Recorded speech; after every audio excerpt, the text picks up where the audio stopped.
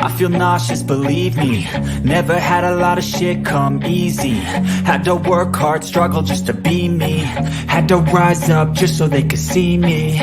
Did what I had to do just to feed me. And what was left over I put towards my dreaming. But the only thing in life that has meaning are the things you gotta work for, believe me.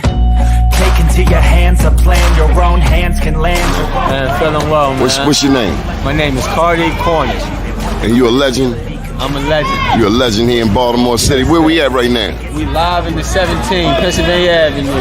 The legendary Pennsylvania Avenue. Man, the last time I saw you here, you were doing something just across the street here. What were you doing? Oh yeah, I had some food left over from an event. We brung it out. We fed a couple of people, man. Why you do that? Nice soul food. Why you do that? Man, the love that God has shown me in Christ, man, it overflows. That's how it overflows. That's right. We got more than we can. Already was high within San Antonio Winchester community, but the age group is getting younger. Children under the age of 18 being murdered in San Antonio has a high peak right now. So our goal is to catch the children.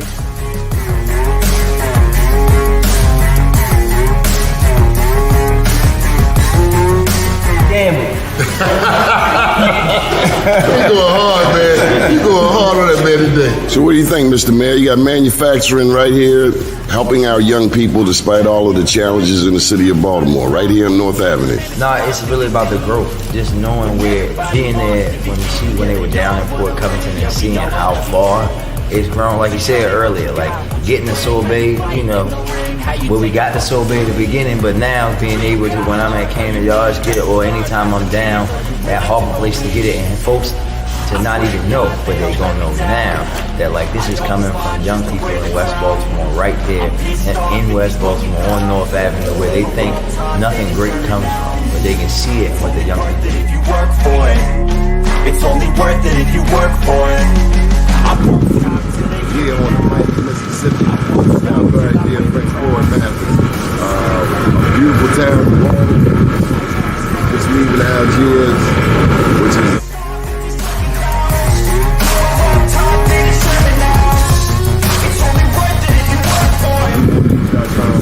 an update 10 years since Katrina. The news before.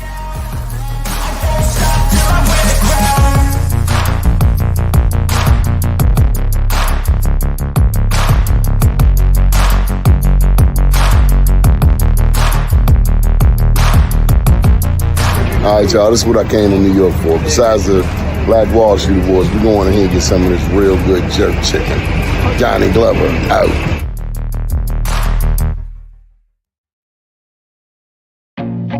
I feel nauseous, believe me. Never had a lot of shit come easy. Had to work hard, struggle just to be me. Had to rise up just so they could see me. But we need to feed our loved ones. DOCS needs to rescind this package policy program so that our loved ones are able to eat every day in that filthy facility. We have some stars in the building. I feel like no one takes it. First name's Doni, last name's Glover, entered the winner for the long haul baby. We have a very special show for you today. Joining us is the one and only attorney extraordinaire, Robert Fulton DeShield, Esquire, all the way from the Eastern Shore of Maryland. How are you, sir? Good morning, Donna. I'm fine. How you doing? We're also joined by the Honorable Danny Blount. I didn't know you were honorable. You're State Central Committee, man. Vice Chair. Elected official. Honorable through and through. Better ask somebody. Okay.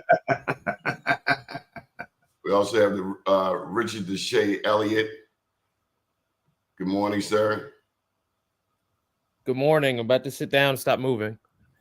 Yeah, because you're making me dizzy.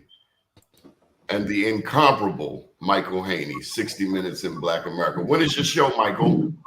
Hey, it's good morning to everyone. First of all, Donnie, and thanks for having me on again. It's Sunday, 7 o'clock Eastern time. 7 o'clock Eastern time, man. Good deal. Did anyone catch the news that there was a shakeup at the Baltimore NAACP? Yes, indeed. Oh wow. Oh, wow. Baltimore and the Maryland. The Maryland State. Well, yeah. It has implications on the Maryland NAACP because Kobe Little, the Reverend Kobe Little, and Joshua Harris were also officers in the state. They took Willie Flowers. Kobe took Willie Flowers' place as president of the Maryland Conference on the NAACP. But there are no details on why. They said there hasn't been a treasurer's report in over a year. Yeah, well, a few weeks ago, there were concerns, and I think a Article 10 or whatever is within the NAACP's National Constitution filed by Doc Cheatham to the national headquarters expressing concerns about improprieties with the spending of travel money, et cetera, et cetera. That was the impetus of the investigation. And apparently based on that charge and that filing by Doc Cheatham, the national headquarters, which surprised me because they don't seem to be very much involved in local NAACP operations, suspended Kobe and suspended Joshua based on that filing of that charge by Doc Cheatham. In other news, police commissioner resigns as investigations batter Adams Circle. And we're talking about New York City. The police commissioner, Edward Caban, had been asked to quit after federal agents seized his phone as part of a criminal investigation. Wow. Wow. He resigns in the federal investigation. That's the one that took Adams' place, right? Was Adams commissioner? Yeah, he was a police commissioner of New York. Yeah. Yeah.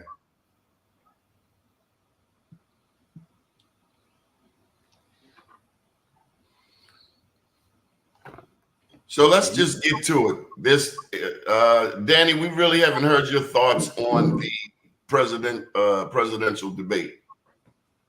Oh, wow. Oh, my goodness. Well, I expected it. You know, I knew that Kamala was going to be prepared, you know, prosecutor. So she was well prepared for it. And Donald Trump was being Donald Trump, and she jumped all over top of it.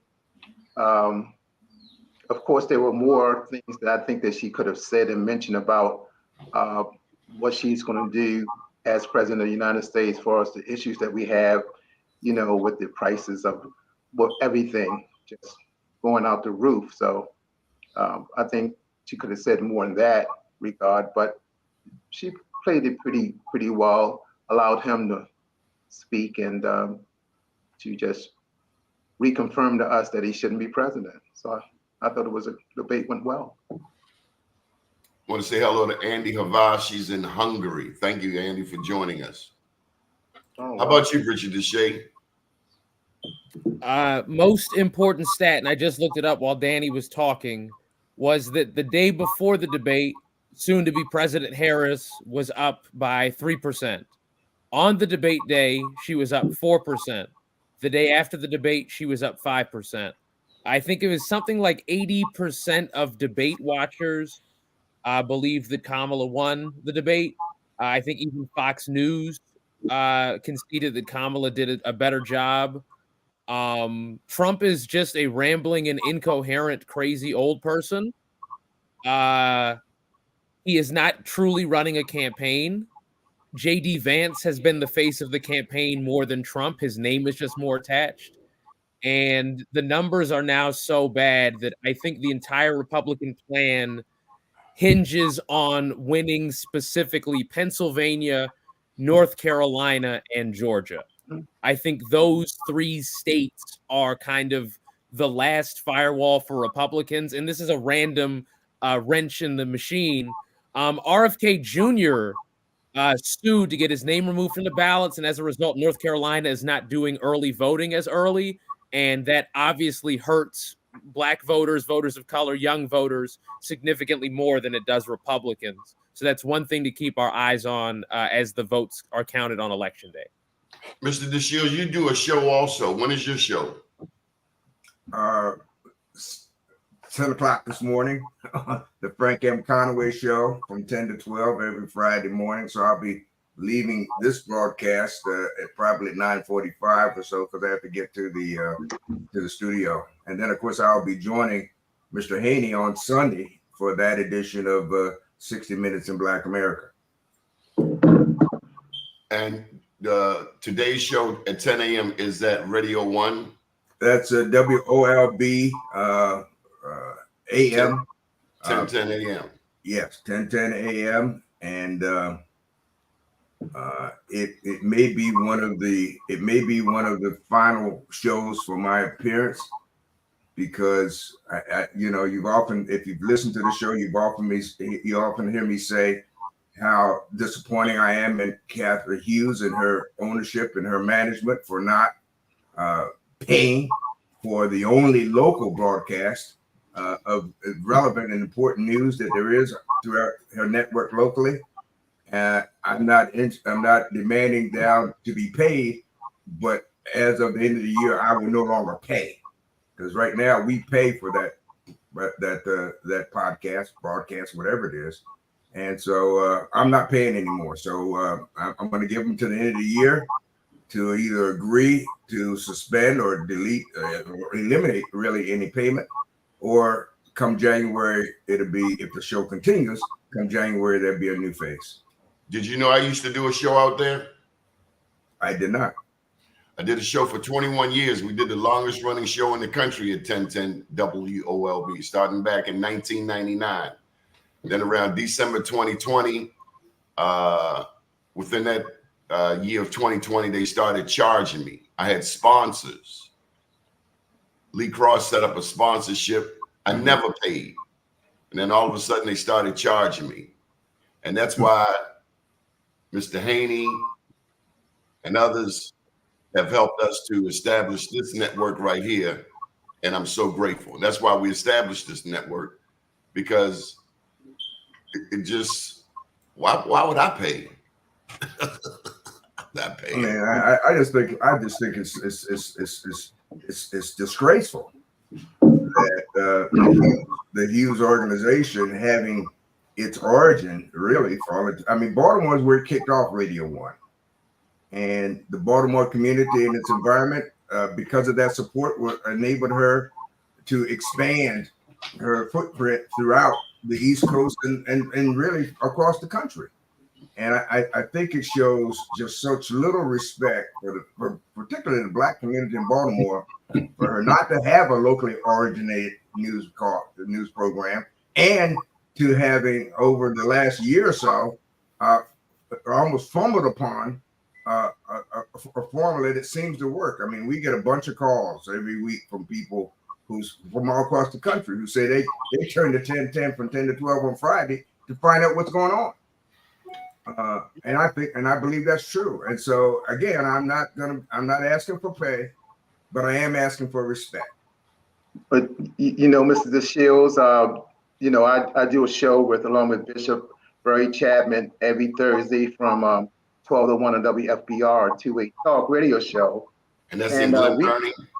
In Glen Burnie. And we were going to go to WLB, but they were trying to restrict us on every level. Especially come election time. Yeah, and they couldn't tell us. They wanted to tell us what we could say, what we couldn't say, who we could bring on, who we couldn't bring on, and that's the reason why we went to WFBR.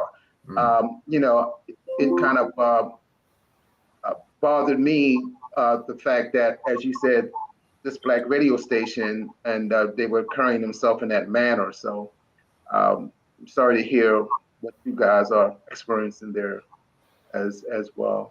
Come election time, we had the hottest show out there. We interviewed all of the candidates, and the number one personality out there on WOLB 1010, our show was hotter than his. But then they come and tell us, you can't interview candidates. That's right. It's like, hold up, I'm paying for this airtime. I should be able to interview anybody I want. Yeah, yeah, it's ridiculous. It's ridiculous. So, what's most ridiculous is that you have a non-Black person making these decisions ultimately. Yes. Yeah, pretty bad.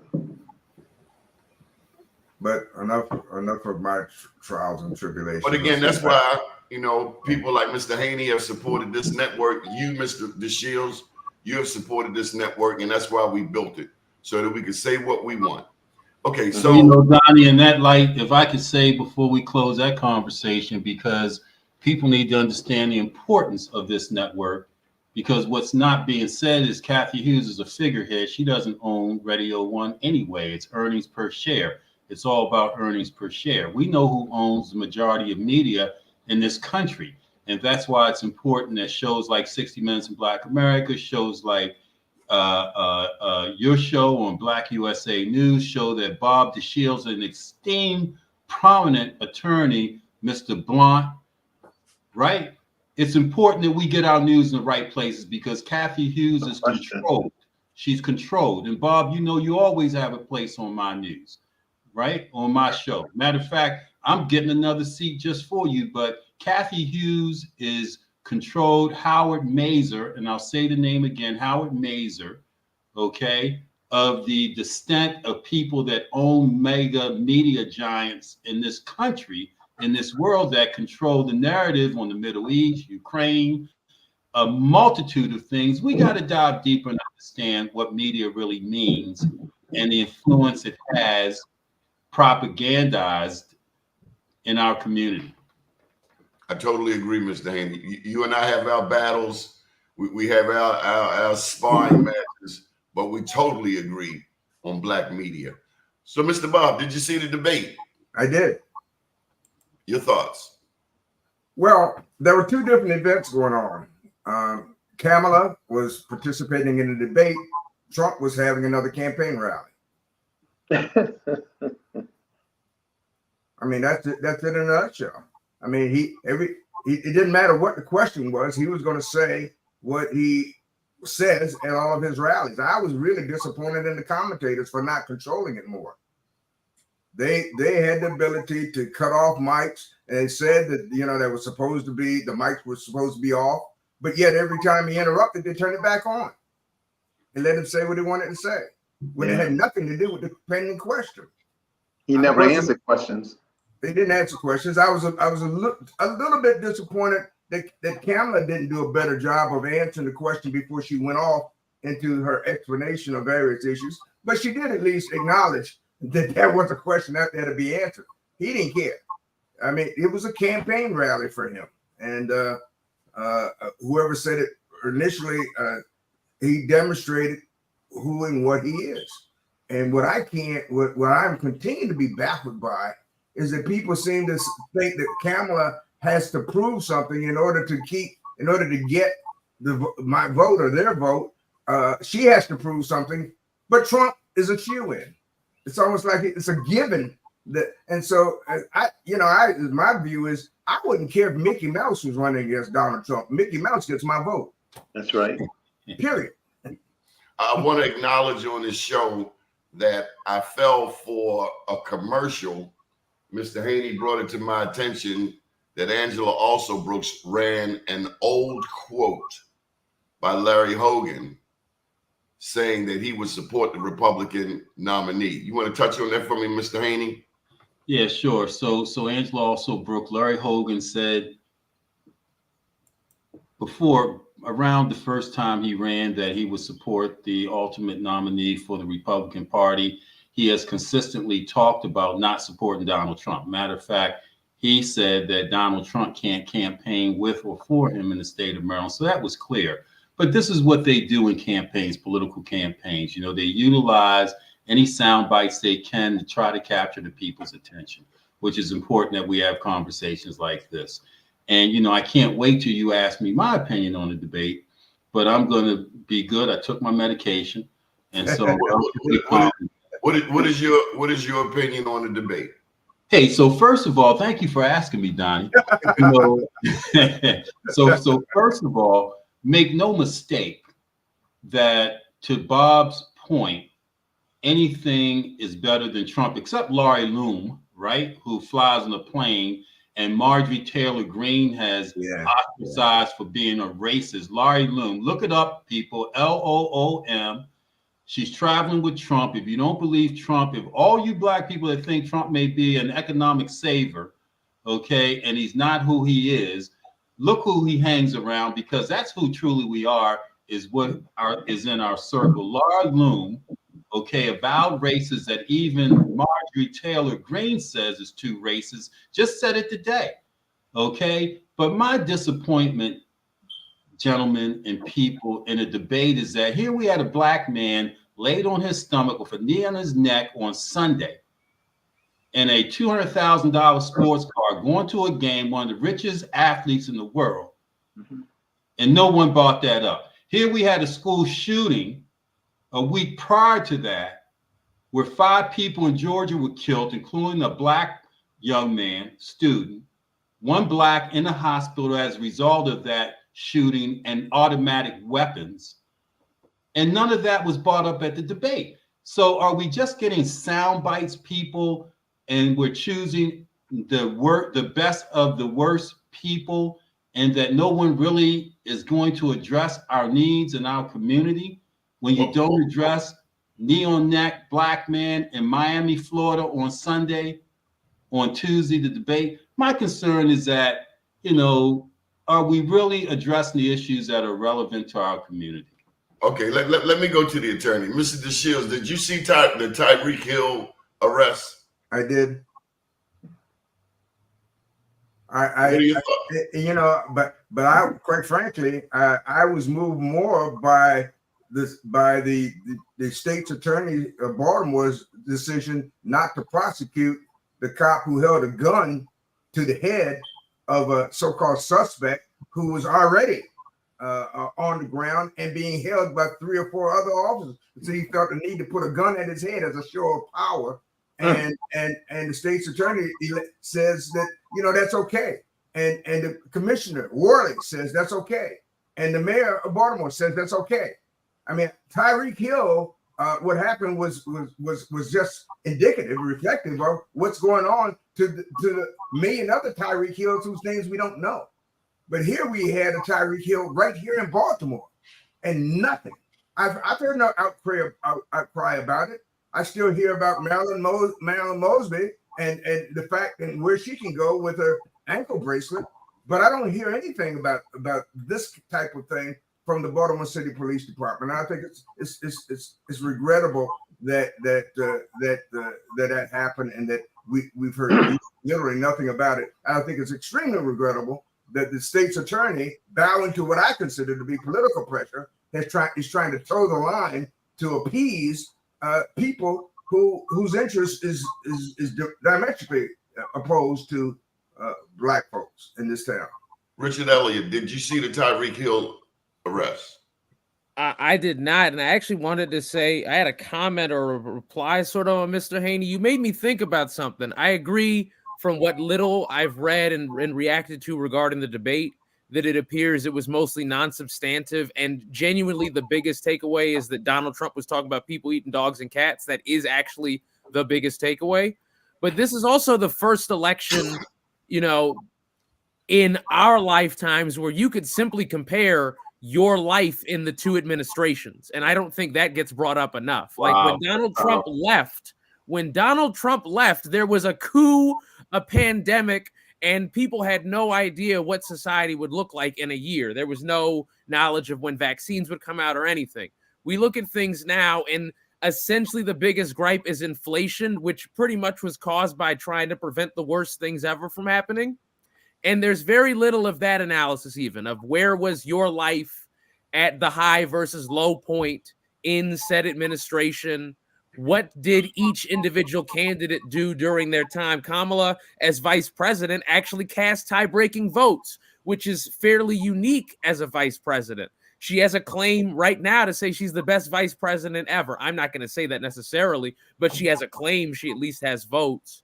So while I agree that the debate was mostly for sound bites, for attention to be thrown back into the election and appears to be good for Kamala, there is not enough discussion around what did the 2 candidates individually do in their time for you as a voter, as a consumer, as a constituent. And also to blame Trump for some of the bad stuff happening right now, like the recalled meat and the recalled alcohol. Yeah, I hear you loud and clear, Richard. And when you look at what happened in June of 2020 during the height of a pandemic, remember what happened in June of 2020 during the height of a pandemic? Black Lives Matter evolved, and people didn't give a damn about a pandemic because they were more concerned about how they were treated as human beings. Mm-hmm. And that's my whole point, is how we're treated as human beings, okay, first, because I got to live to get to the economic policies that you're trying to implore me to vote for you on. I've got to get to the fact that I can send my kids to school comfortably, go to work, right? So they don't become a victim of some 14, 16-year-old kid with an AK-17 or automatic rifle. And those issues weren't addressed 2 days later, 5 days later, from major events happening that affect our community. And this is why this channel, my channel, Bob's voice, Mr. Blunt's voice, your voice is so important, because we bring back the realities to the basic necessities that we have in our community.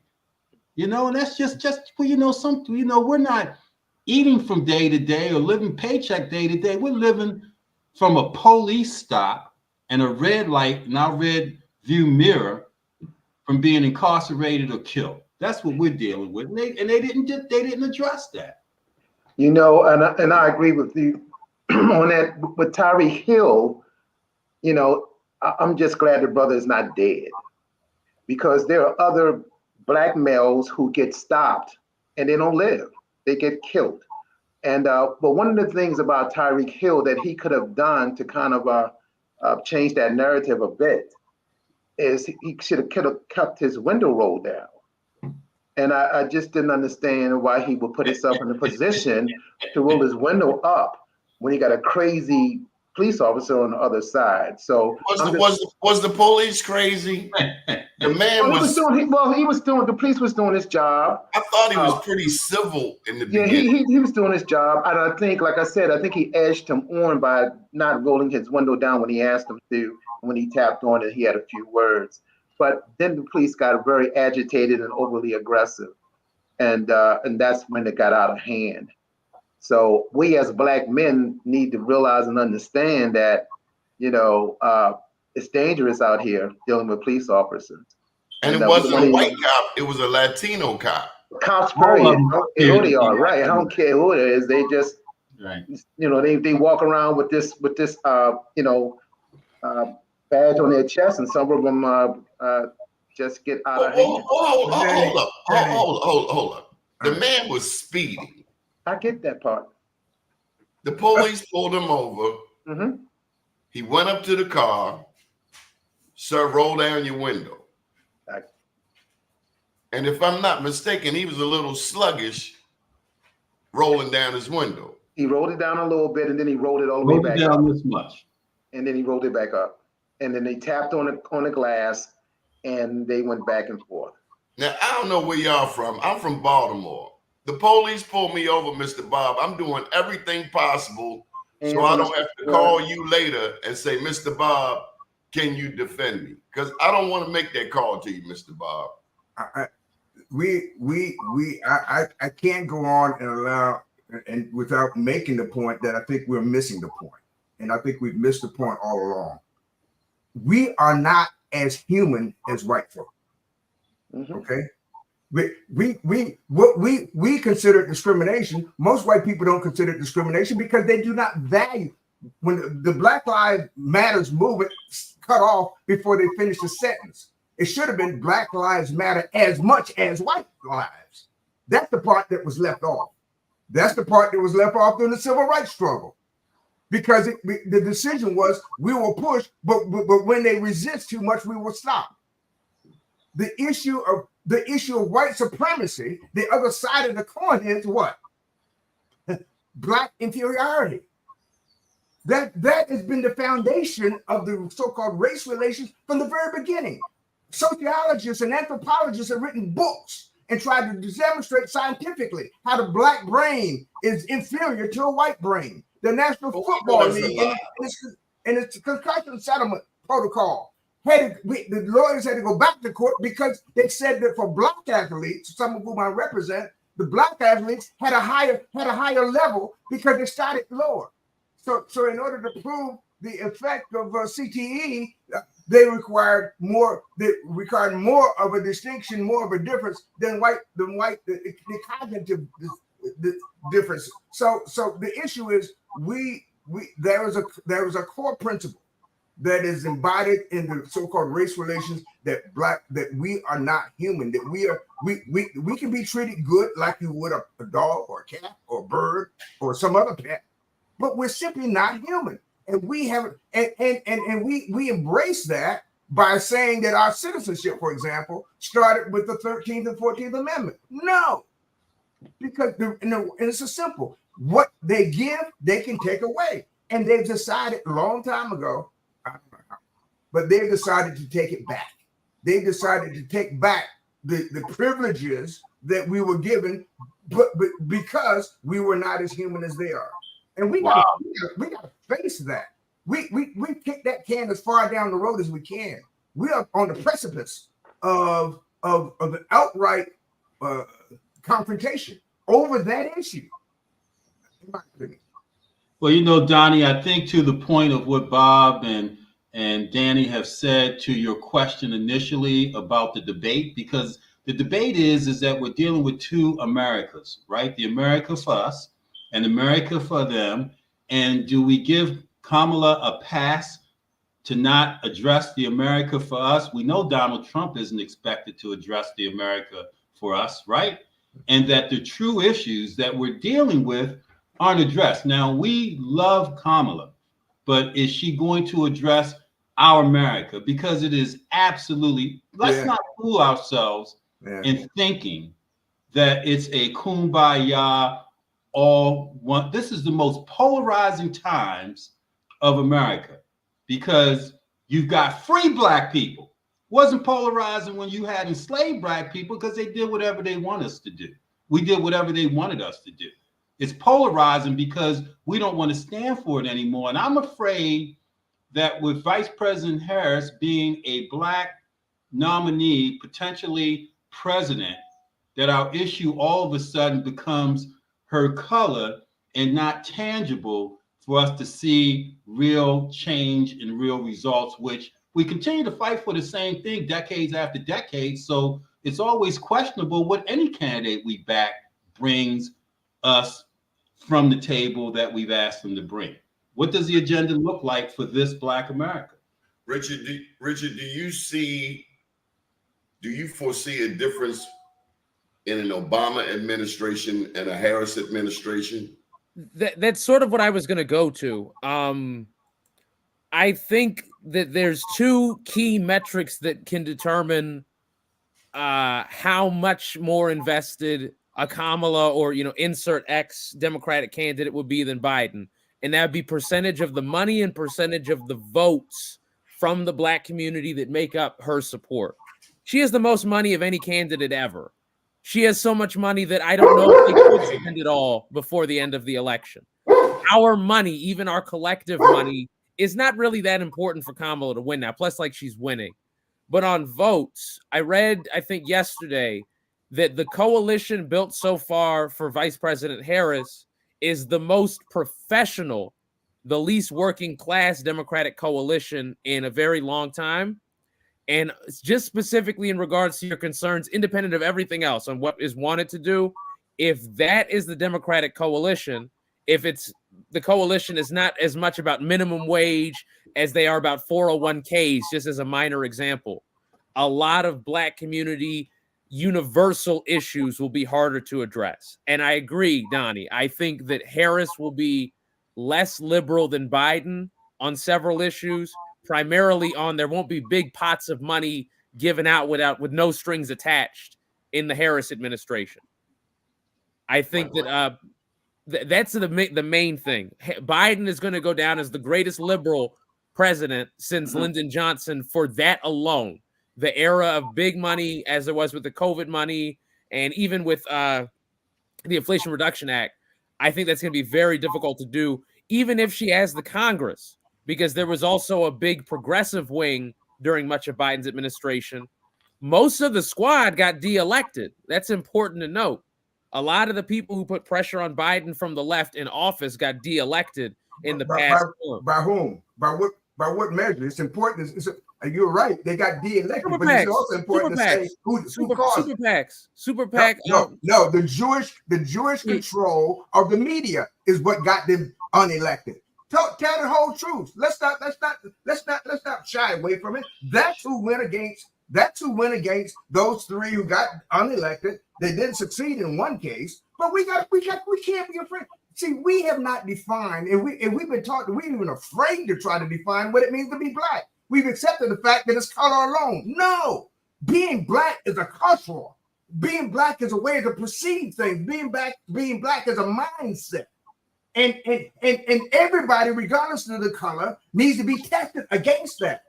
She doesn't just bring, hopefully, color. And the answer to, is she going to be better than Obama?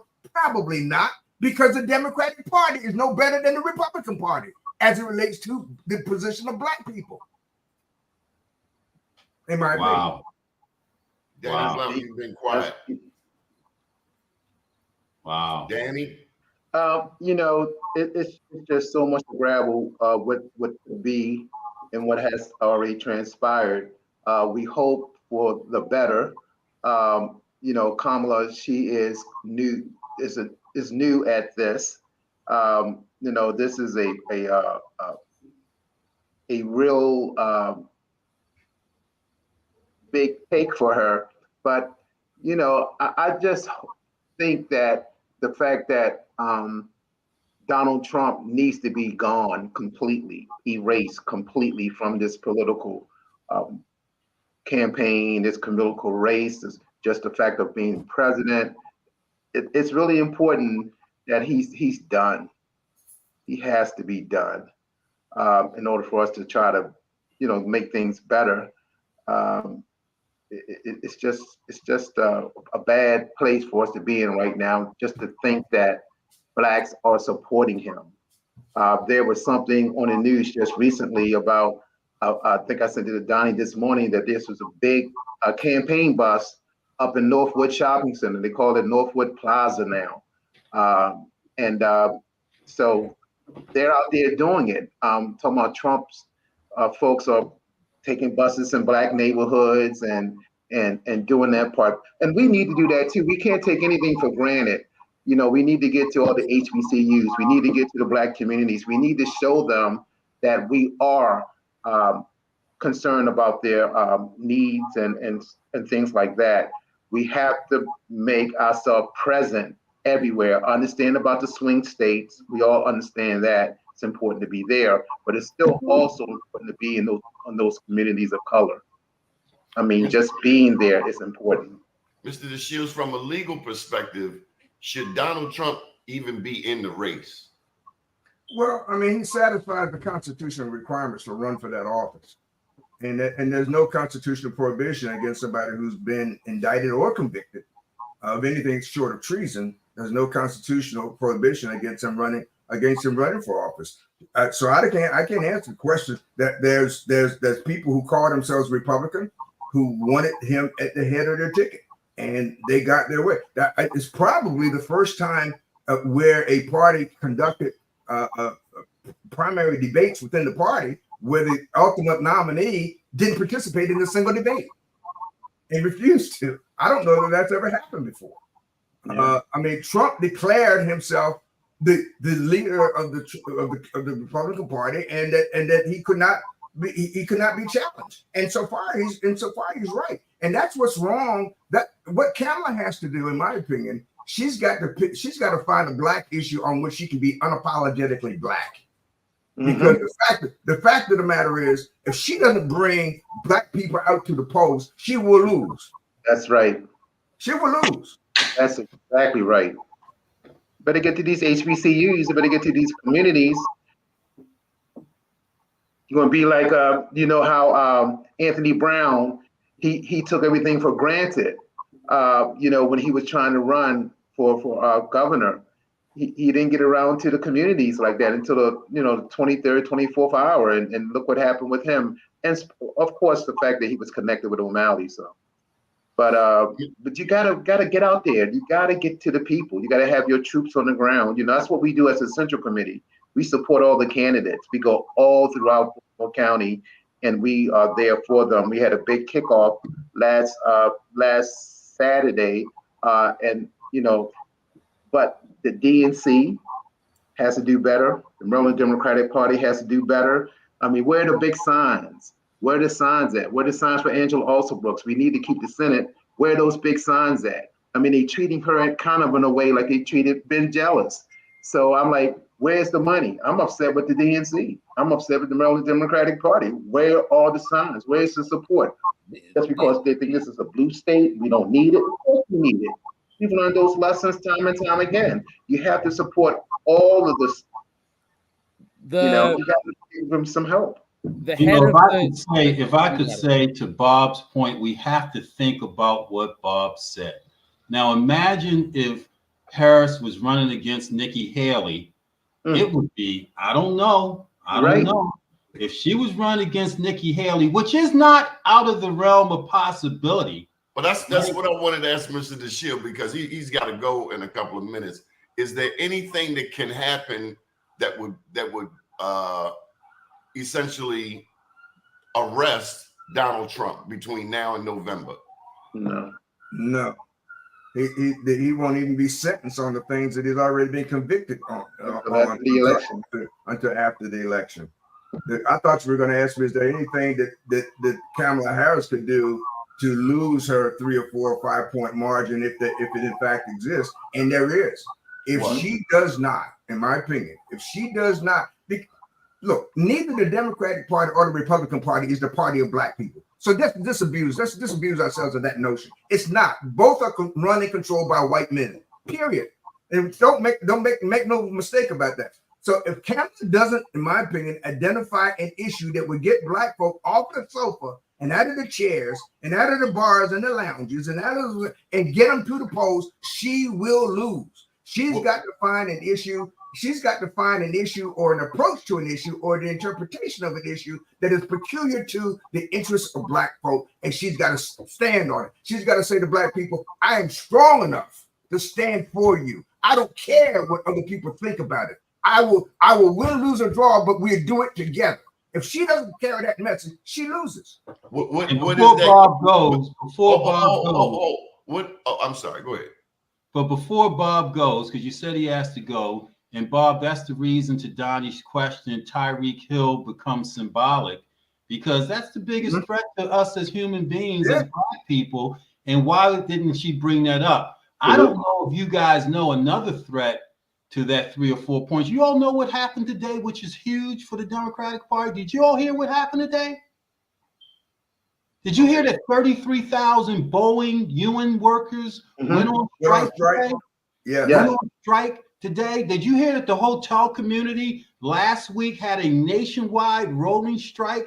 The Democrats are the biggest backers of unions. If she doesn't figure out how to solve that issue in Baltimore City at the Hilton Hotel, was nothing but blacks saying, why do we have to work 2 jobs? Right.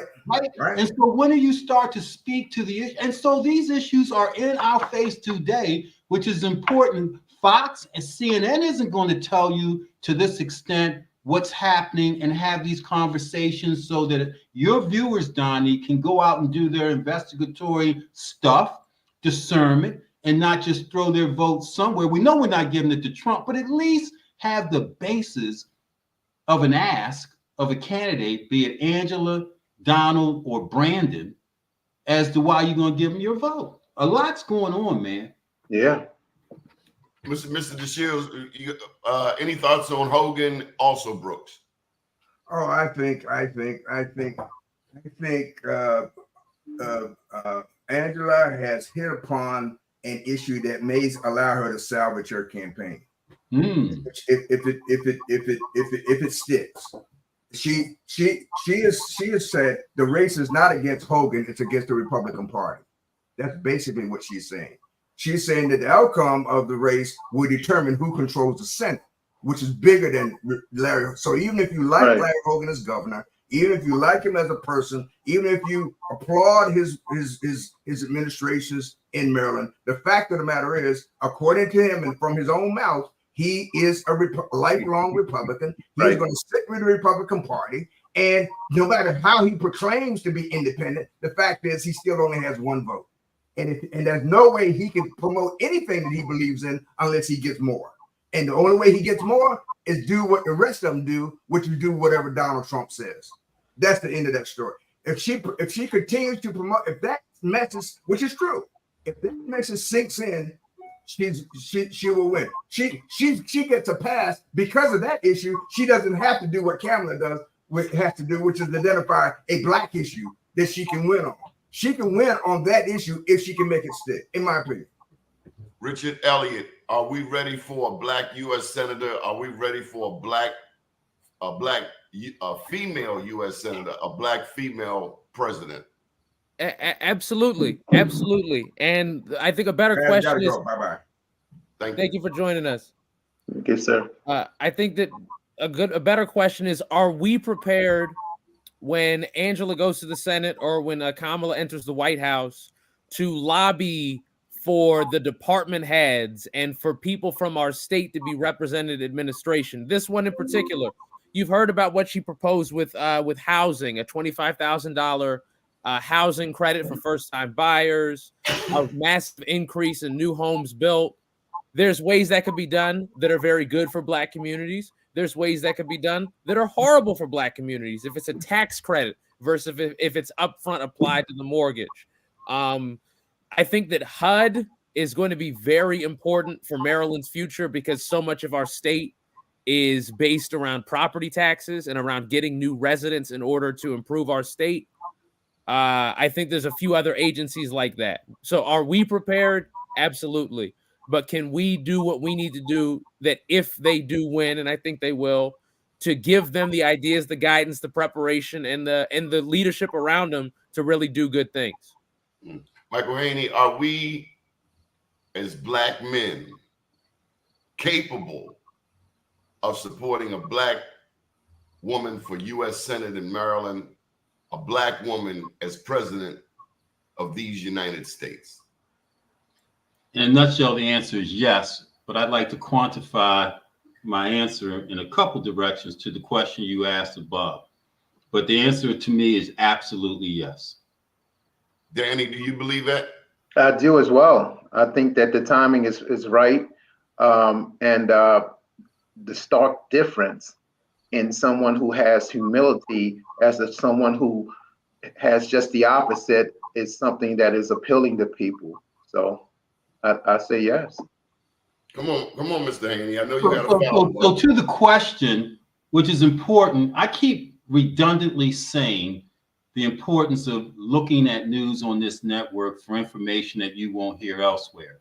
The issue that Angela Alsobrooke runs into, which is compelling in the state of Maryland, which is why Larry Hogan has an opportunity, is the number of racists on the Democratic side that are white, right?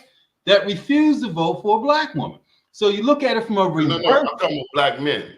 That question was answered. I said I wanted to address the question you asked Bob about Angela's ability to win in Maryland, because it's important that we realize that the Democratic Party, particularly when you look at the suburban aspect of Baltimore County, northern Baltimore County, the number, because there are a multitude of white Democrats that can't see themselves voting for a black woman. And that's true. Okay. And so that will have a reverse effect to what we think a majority Democratic state will have on that particular race. Can she convince them that she can be even enough? As West did a really good job. I don't know, but then he was a male, I'm not sure. But we have to be cognizant that the reason that Larry Hogan is still in the race, and it isn't going to be a layup for Angela, is because of the makeup of Democrats that are white that may refuse to vote for her. I think she's going to get the black vote. I think we're going to come out for her. We did it against David Trone, but it's the white Democratic vote, particularly in the northern part of Baltimore County, which to me would be concerning. I don't know how Mr. Blount, he's out there. What do you think? Mr. Blount, and it's Blount. Blunt, I know his family. I apologize for my ignorant country accent. My apologies, Mr. Blunt. No, it's well, he from Brooklyn, New York, so you gotta, they're a little more advanced educationally than most people in the United States. Oh my God! Hey, well, and I tell you, man, you right on point, Mr. Haney, because we see it all the time. White folks vote for white folks. I tell you, but they voted for Obama. Well, but that's a rare. That's very rare. But it's like when you go out to the when you come out to Baltimore County and you go out to early voting and you come out to the Randallstown Community Center and all the other places and stuff, it's flooded with everybody, all the way. Everybody. They voted for black school superintendents in Baltimore County repeatedly. Okay. Now, as soon as they vote them in, they try to they vote them right sabotage. out. Yeah, they vote them right out. But and then who was the last person to do something with the school board folks? Larry Hogan went and got Salmon to come and get involved with a race for the school board person that has never happened, and who knows when. But anyway, as Mr. Haney say, yeah, it's really a toss on how white folks will vote or support a black candidate. It really is. I see it all the time. At our different Democratic clubs in Baltimore County, the North Baltimore County Democratic Club, this club, that club. I mean, all predominantly white, most of them are. And so when you start talking about having Angela Alsobrooks to come out and things like that, or you can kind of tell. You can kind of tell. They don't want to say it, but you can kind of tell. I mean, I know it when I have you seen Angela in Baltimore County? Absolutely. She was at several of our events out there. A lot of our events. Matter of fact, we had a big debate with Trone. He didn't show up. Angela was there out there at Salas Point Community Center. It was phenomenal. It was packed, and Trone didn't show up at all. So she captivated that moment. She did very, very well. The problem that I have as the Central Committee Vice Chair is that they're not getting the support, the money to have those big signs put up all throughout Baltimore County, as well as throughout Maryland. And you need to have that. You need to have those signs. Larry Hogan signs is all over Baltimore County. I'm talking about the 4x8 signs. And I don't see those signs. Larry Gibson. Yes. Larry Gibson mobilized. Yes, he did. $40,000 he spent. Yes, he did. His own money. Let's hear from Richard. Come on, Richard. He did, sir, Mr. Haney. Is Angela Alsobrooks making the impression? Is she getting her signs out there? Is she touching the community like she should? And so, not only just in Prince George's, in Prince George's, not really, but like she got 91% of the primary here last time against like 6 opponents. I'll make 2 points here, and they kind of relate. Angela is spending all of her time going around the state because she knows that she's doing phenomenal in Prince George's. She's going to get, I'm going to estimate about 82% of the vote or so in Prince George's, with estimating that Kamala gets about 89% of the vote in Prince George's, so only a little bit down. 26% of Kamala Harris voters in the AARP poll said they intend to vote for Larry Hogan. And what you all said is correct. There's a lot of suburban Democrats, mostly in Montgomery County and Baltimore County, Anne Arundel County, but also younger Black Democrats who aren't necessarily always midterm voters who are aware of who Larry Hogan is, that he is going to overperform with. That's not a huge group of voters, but in the AARP poll, that really boosted his numbers. And then final, the DSCC, the Senate Coordinated Campaign nationally, the head of that organization came out a few days ago and said outright that his goal is to give that money to, in Montana, to Tester and other incumbent senators facing primary challengers. And while this isn't the best for Maryland, I agree. We're Angela, they're substituting Kamala and administration appearances for money. We're close to DC, so it's not that far off the beaten track. And it's money that is now instead being spent in Pennsylvania, Georgia, Arizona, Michigan. Now we can have the conversation about what is the ratio of what, because right now it seems we're getting zero. Like right now it seems dead ass we're getting $0. But for the national project of getting Kamala elected with a majority to start working on day one, I think right now the Democratic Party, maybe for the first time since I was a kid, is actually spending the money in a way to win the national race with the congressional numbers. Richard, I wanted to ask you, is racism as important a factor to you and your generation as it is, say, to a Mr. Haney's generation? Well, I can't speak exactly for one-to-one for me or anybody else in mine, or for Mr. Haney or anybody one-for-one in his. I think that for people who are older, it is a lot easier to think of like long stretches or long periods or long individual things that you could very easily trace to racism. Whereas with my generation, there's a lot more thinking of, oh, I didn't get a call back on a job application. Oh, do I pay more for this than somebody else?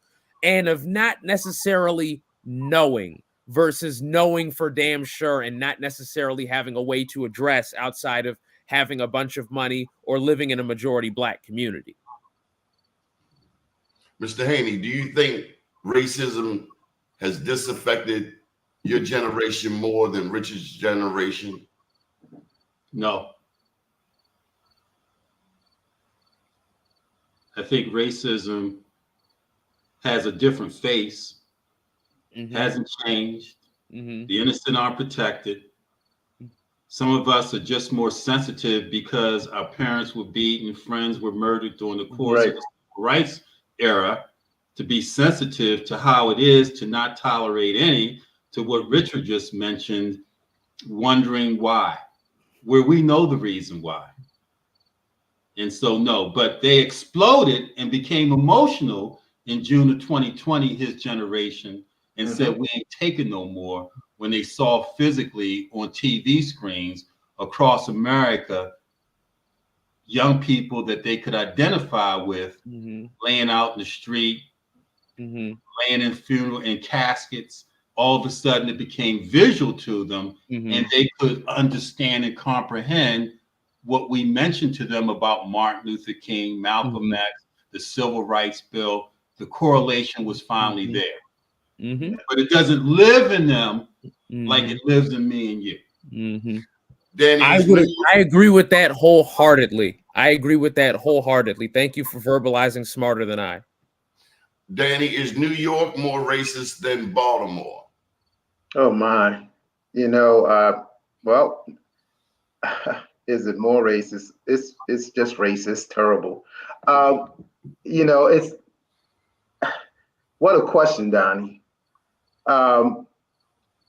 America is all racist. But Danny, in New York, was there like communities of upper income professional Black folks? Were people even able to carve out their own small communities? And I think that's the most base thing. If you can't even have that, you can't really have community in the first place. I'll tell you, most New Yorkers have been pushed to New Jersey. I tell you, growing up in brownstones as a kid, in the 60s, and then seeing all that changed, and the Jews came in and bought all those properties and made $1 million homes and just changed the whole structure, trying to change the name from Bed-Stuy to Stuyvesant Heights, and just trying to push us totally away from our history, and want to start their own history and not be part of the history and all the crime and murders and drugs that happened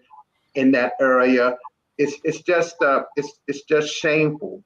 I wish that more Blacks would have had the opportunity or took the opportunity to purchase those properties where they grew up, and as in the heart of the ghetto, as I came from, and owned more and did more.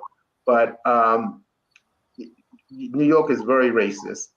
But I tell you what, the Jews in New York City have a stronghold on so much. And it's probably not just in New York, in other states as well. But as far as blacks, I just think that opportunities have come our way, but for whatever reason, we weren't able to capitalize on a lot of them. But I wish we would have. It sounds like the Gaza Strip. When we find a man who has ascended heights beyond ourselves, who has a broader range of vision than we, a sky with more stars in it than we have in ours, we may know that he has worked harder, better, more wiser than we. He was awake while we slept. He was busy while we were idle. He was wisely improving his talents while we were wasting ours. Frederick Douglass. My name is Donnie Glover. Good morning, world.